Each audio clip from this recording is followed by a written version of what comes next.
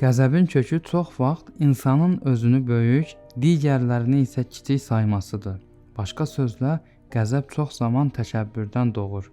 Məsələn, evə daxil oluram, görürəm ki, bir şey mənim istədiyim kimi deyil, başqa cür düzülüb. Dərhal reaksiya verirəm. Niyə bu belədir? Kim dəyişib? Kim icazə verib?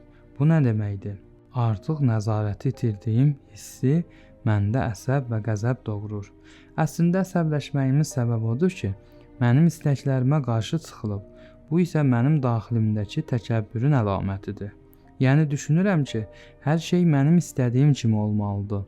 Deyək ki, sizin bir həyat yoldaşınız və 3 uşağınız var. Bu ailədə siz cəmi 5də 1 pay sahibisiniz. Belə olan halda hər şeyi tək başına idarə edə bilməzsiniz. Ailə ortaq idarə olunan bir müəssisədir.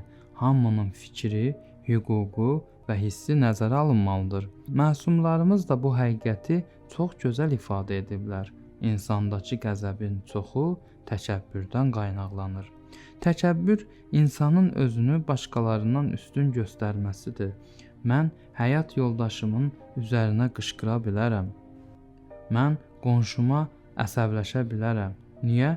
Çünki içimdə özümü üstün mövqedə hiss edirəm və bu davranışa özümə haqq tanıyıram. Amma qarşımdakı insana bu haqqı vermirəm. Bax, bu təkəbbürdür və qəzəbin əsas qapısı da məhz buradan açılır. Allah Taala bu həqiqəti Qurani-Kərimdə belə açıqlayır. Yer üzündə haqsız yerə, layiq olmadıqları halda təkəbbürlük edənləri ayələrimi anlamaqdan yayındıracam. Onlar nə möcüzə görsələr, ona inanmazlar.